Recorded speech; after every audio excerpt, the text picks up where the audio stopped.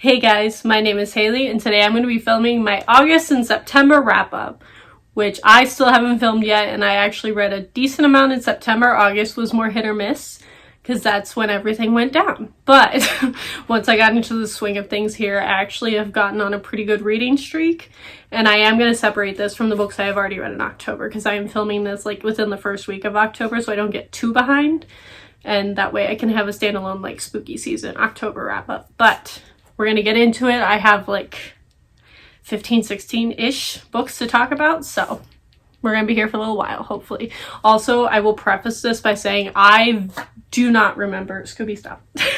I do not remember a whole ton about like books that weren't like a 4 or 5 star that I read at the beginning of like August, because that was 2 months ago. So I am so sorry if I don't have much to say about them. So the first book I'm going to talk about is The Perimeter. Actually, I will talk about these two at the same time. We'll talk about The Perimeter and then The Heist. These are the two Will McIntosh novellas that I had to read, and then I have a single other of his novels to read, and then I will have read all of his works. So The Perimeter was actually really, really fun. This was about a world in which everybody lives within the walls, which is why it's called The Perimeter. And if you don't, these like centipede creatures can come in and attach themselves to you, and they are sentient, and they kind of like form a symbiotic relationship with you. This was really short. It was like barely 100 pages, so I'm not going to say much more than that, but it was really interesting. I thought it was very fun, and I gave it 3.5 stars. And then The Heist was exactly what it sounds like. It was a bunch of older people who want to get immortality trying to start a heist to figure out how this alien race that has taken over the earth makes themselves immortal. That's all this was about. I gave this a 3.25 stars. I felt like this was like super short. Like I barely took me any time to read it. And so I gave it 3.25 stars. And then I read another one of the books on Kate's list for me to read before the end of the year, which we'll see if that even still happens. It should, because several of the books are actually here for me to read physically, which makes my life easier. But I read The Invisible Life of Addie Larue. Oh, she owns that. I could use that somewhere. Oh, it's behind things. I'm not gonna get it. But yes, I read The Invisible Life of Addie Larue. I feel like I'm in the minority in this, of people either really, really love it and it's like a hands down 5 stars, or people don't really like it. And I gave it like a 4 stars, like 3.75, 4 stars. I thought it was decent. I did not like Addie, and I found the guy's power as opposed to Addie's way more interesting. So I really liked him. I didn't love Addie, and obviously the vast majority of it was about her because it's her book. I will say the ending of this was fantastic, probably one of my favorite endings that I've read in a really long time. And I've also wanted to say with this one, because I tried to explain it to Kate and she didn't know what I was talking about. The villain in this reminded me so much of the villain in the Queen of the Tearlings series, the trilogy. And Kate has only read the first book of that trilogy, but he reminded me very, very vividly of the villain in the Queen of the Tearling trilogy. And I don't know if that's just me or not, but I wanted to say that because that is the one thing that did stick out to me about this book other than the ending. I thought it was a solid book. I really don't like Victoria Schwab's writing in general. Like, I like one of her books, and I read another one and thought it was fine, which was Vicious. And I really like the first in her Demons book. What's it called? This Savage Song. I really liked that first one, hated the second book, liked Vicious, and DNF'd a bunch of her other books. So she's a very, very hit or miss author for me, so I'm not shocked that I didn't love this, but this was solid. I probably enjoyed it as much as I did Vicious. And then I read Birthday by Meredith Russo. This, I did not intend to binge this whatsoever, but I ended up reading this in one sitting physically and cried my eyes out. So it's fantastic. It's going to be on my favorite books of the year. It made me think about so many things, and it's so important that this book exists. So highly recommend if you have not read that, or if you've only read Meredith Russo's other book, If I Was Your Girl. I think I liked Birthday more than If I Was Your Girl. Slightly. They're both 5 stars, but I think Birthday is so much more important and original. Also, I'm so sorry for this lighting. It's so rainy out, and I have like 3 videos I need to film today. So this is what we're dealing with. I then read The Rules for Vanishing. I picked this up on the recommendation of one person I've heard talked about in the video, and that was Jean from Jean's Bookish Thoughts, I believe is her channel. And this is a horror novel in which these kids find sort of like a portal to another dimension, and very creepy, scary things happen in that little side dimension. I thought this was really fun. I went into it thinking it was middle grade. It's definitely more like YA new adult-y. And there are parts of this that were super creepy. I'm not gonna lie, I don't remember a ton of details because I did binge this audiobook within like a day or so. That is the only way I've been reading a lot of the time. So I really enjoyed this. I love this cover. I am considering buying it because one, I love the cover, and two, it was a really good and fun story. I thought it was very unique. So I gave it 4 stars. I then read one of my physical books that is back home and did not bring with me, and that is 19 Minutes by Jodi Colt. I have never read a Jodi Colt in my life. I know she was around during the same time as like Sarah Dessen, I want to say, and I was the person that read like every Sarah Dessen book in existence as a like teenager and preteen. So I never read a Jodi Colt. I know she was bigger when I was new to BookTube like 5 years ago because people were reading one of her books, but this was not one I had heard about until Kate said it was about a school shooting, and I was like, I do enjoy reading those books because it's obviously a very real reality nowadays than it was back when this book was written and back when I was in school. And it's still so important, so harrowing. I loved that this started with the shooting and then like backtracked and told things from before the shooting, told things, the court case after the shooting. There was a part in the like 3/4 mark where it got a little bit of a slog going on and took a little while to get through. This audiobook was very long, but the characters and the storyline and the plot were so fascinating. Also, the ending plot twist got me. So I gave this like a 4.25 stars. Mainly, it would have been a 4.5 had it not been for that slog in the middle of like the actual court case, but I thought this was very important. I loved the ending. I might read more Jodi Colt, so if you have any recommendations of other books of hers that you enjoyed, please let me know in the comments down below. And then the last book I read in August, this is all I read in August, which is like a decent amount of books considering. The last book I read in August, I also binged within a day, and that was Allegedly by Tiffany D. Jackson. I have read one of her other books, Monday's Not Coming, which I loved. This one I thought was pretty solid, was very dark, was very heavy subject matter, so beware of that going into it. And it is about a girl who is in prison for something she did. She's in juvie basically for something she did when she was younger, or that she has been accused of doing when she was younger. And it's just a lot about her prison life, a lot about her coming to terms with it, a lot about her talking to people who want to try to get her out of prison, and just dealing with the concept of being a teenager in that environment. And I gave it 3.75 stars. It wasn't my favorite. It had a couple aspects of it that are not my personal favorite things to read, so I didn't love that, but I thought this was a solid book, and I have really been enjoying Tiffany D. Jackson's stories this year. And then we're getting into September, which started about when I got here. So some of these, I have started putting things, I need to do it again. I started it when I wasn't on the internet for like the first several weeks that I was here.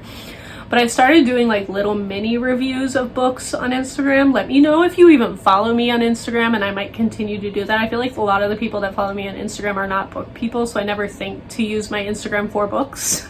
Even though that's all I used to use it for when I first started BookTube, and then it just went into real life, and now it's merged into real life K-pop and some books sprinkled in, and then like music and theater sometimes. But yes, follow me on Instagram if you don't. It's a fun time over there. I post all kinds of stuff, especially on stories. But anyway, I posted about these next couple of books that are probably going to end up on my favorites of the year, and actually got a reply from one of the authors, and I was like, hello, I wasn't expecting this, and talked to her for a little bit. But the first book I read when I got here, now that we have clarified all of that, was The Project by Courtney Summers, who is the author that I talked to on Instagram when I tagged her in it, and I was like, I wasn't expecting this, and she was very, very nice. But this book is so scarily relatable to me on a very, very, very personal level. And it is about a cult It is somewhat of a religious cult, and it's about this girl whose sister went missing into this cult, and she stopped talking to her and her family, and they didn't hear from her again, and she goes to look for her because she thinks something is wrong. And there were parts of this book that weren't relatable, but the parts that were hit really, really hard, and I was literally sitting here listening to the audiobook with Kate in the room, and I was like, I'm having PTSD and flashbacks from this. And then I found out, reading on Courtney Summers' other things she said about this book, that it is also a very personal experience to her. So I thanked her for writing the book and having it be a voice for a lot of us who have dealt with this sort of situation.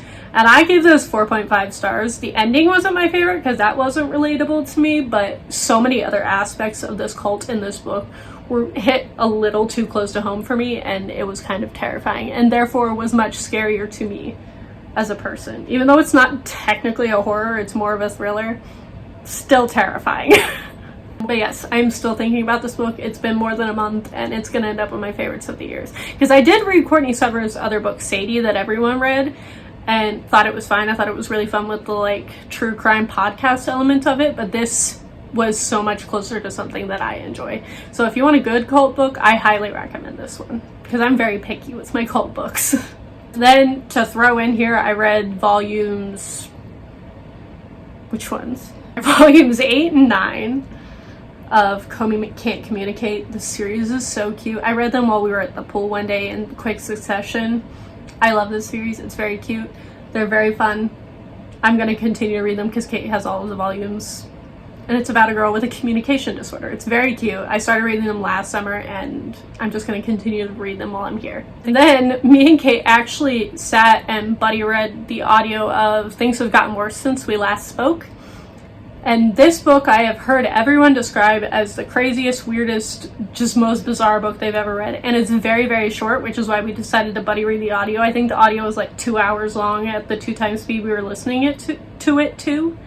And it was not what I was expecting, but I also don't think it was what I wanted out of it. I know a lot of people really like this, and I really can't say anything about it that isn't a spoiler, but it is not my taste of horror, is the best way I can describe it without spoiling it. I gave it 3.5 stars. I thought it was solid. It's creepy if that's your taste of horror. It was not mine. And then I listened to another favorite of the year that I also talked about on my Instagram stories, and Courtney Summers said was one of her favorite books of all time, and I was like, because I posted them in the same story, and I was like, I wasn't expecting that either. And that is The Need by Helen Phillips. This is so bizarre. It starts off with this girl who's like an archaeologist, but for like plants. I feel like it's like an archaeobotanist. Is that what it's called? Something like that. And she looks for like fossils of plants. And then it has flashbacks of different perspectives of her at her job and the way things she finds in this hole that she is digging for a job. And then another one of her at home where somebody is trying to break in her house, and it's a home invasion, like really tense home invasion sections of it, which I loved. Those were the best parts of the book by far. And then she starts finding things in this hole that aren't supposed to be there, like a Coke bottle, but it looks slightly different than what it's supposed to look like, and like little very recognizable things but that are slightly off is what she finds in her dig. And then this takes a really fun twist in the middle of it. This talked a lot about motherhood, which I found really, really fascinating. Not because I am a mother, because I am clearly not, but because me being a nanny, I feel like I have dealt with the kids this age. Oh my gosh, the kids. That's another thing I wanted to talk about. These kids are the most realistic children I have ever read in a book for their ages. It was like a 1-year-old and like a 4 or 5-year-old, and those were the exact ages that I worked with. And they talk exactly like how toddlers talk, toddlers and like babies. And it was fascinating and very, very relatable for me to hear that type of speech in these kids, and also the concepts of like motherhood and taking care of kids that age, even though I was not a mother and they were not my kids. It was very, very relatable. So this was also a book that was very relatable that I've read in the last month, but on a very different subject than the project. I also loved the ending of this. I'm not going to give anything away, but this was such a fun read, and I gave it 4.75 stars. And then I picked up one of my physical books. Where is that? I can hold that up. Hold on. I picked up Out of the Blue by Sophie Cameron. And I picked this up like a month and a half ago off of, not Book Depository, Thrift Books, because I've been, as I've said several times in my last few videos, in an angel mood. I'm in a vampire and an angel paranormal mood. And this is an angel book that I had never heard anyone talk about besides the one person whose recommendation video I watched. So I don't think very many people have read this. But this is a story in which angels have started falling from the sky and they keep splatting on the ground and none of them ever survives. And it's something that's been happening in this apocalyptic, it's not even apocalyptic world, so it's a very normal world. But people at first were really upset about this and were trying to figure it out. And then slowly it becomes so commonplace after it's been happening for a few months and none of these angels have ever survived the fall, that most people have moved on with their lives and have just accepted it as normal in this society. And then other people have formed almost these like little mini cults who chase after and try to predict where these angels are going to fall next, depending on like where they fell before, with like science and math and like statistics and everything. And these mini cults, there are like angel chasers, and then there are the people who say, these mini cults that are going around telling people that this is God's wrath and everything.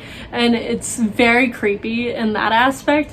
But one day this girl is in a field, she's walking from somewhere, and one of the angels splats right in front of her, and this angel survives for some reason. And so she hides it and tries to figure out what to do with this angel. I went into this thinking it was a female-female romance with the angel, thinking it was going to be a lot like Into This River I Drown by T.J. Klune, which is a male-male angel romance, which I love. It is very Destiel, but that was not what this was. I will say that going in. There is a female-female romance, but it is not with the angel, which I actually kind of liked, because then it was less of a weird power dynamic. And I loved the way the angels were portrayed in this. I loved all of the talk about people relating this to religions. They're like, okay, so if there are angels, does that mean Christianity is real? And like the talk around religion because of this thing happening in this world. And this was absolutely fascinating. I'm still thinking about it. Again, I read it several weeks ago. I also love this cover so much. It is stunning. And I'm shocked nobody has read this, because I feel like this would be up a lot of people's alley. Anybody who enjoyed angel stories. And so I give this 4.75 stars as well. It was very, very fun and very fast read. It's very short. And then I randomly remembered this book that I DNF'd at the very beginning of 2020. I want to say it was like right before the pandemic. And I DNF'd it. I vividly remember DNFing it for religious reasons, because it was going in a direction that I was uncomfortable with in the place that I was in my life at the time. And then I remembered it existed. I remember it being very creepy, and I was like, that might be really good for spooky season, or a start to spooky season, because I hadn't yet started that TBR yet. And that is the grip of it. I don't know if anybody remembers me talking about this, because I definitely talked about it in a video about DNFing it last year. I should go look up that video and see why I did, because I vividly remember it being for religious reasons. But this is a horror novel of this couple that moves into a house that people think is haunted, and weird things start happening in this house. And the thing that has stuck in my brain for the last year and a half since DNFing this, and is why I gave it another chance, is there is this line that happens over and over of the children in the trees were laughing. And it gives me goosebumps just hearing it. And they're like, we don't ever see these children in the trees. We don't know what they are. And they just giggle all the time anytime something creepy happens. And this book is mildly terrifying. I thought I knew what direction the ending was going to go in when I read it last year, which is why I DNF'd it, because I figured I knew where it was going. And I was kind of right, but also like very wrong about the actual ending of this book, and I don't know how I feel about the literal ending, but the creepy lines in this vaguely remind me of The Twisted Ones by T. Kingfisher, which I read last October, I believe. So if you really liked that book, I would recommend this one. This book is just very bizarre. It's very short. It's a very good audiobook, and it has stuck in my brain enough for me to actually finish it. So I feel like that's saying a lot, because once I DNF a book, I normally don't pick it back up. And I give this 4 stars. And then last, the book I have finished before I started my actual October TBR is The Ones We're Meant to Find. This book has been described as weird. I feel like a lot of people said in my comments when I brought it up a couple times since buying it over the summer is that it's a very hit or miss book, and I completely understand why. Again, I feel like I'm in the minority that this was a very middle of the road book. I gave it 3 stars.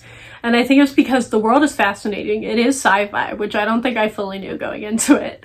And it has a very specific sci-fi element that I really like, which is why the rating was so high. But it's so painfully YA at times that I wanted to gouge my eyes out while listening to it.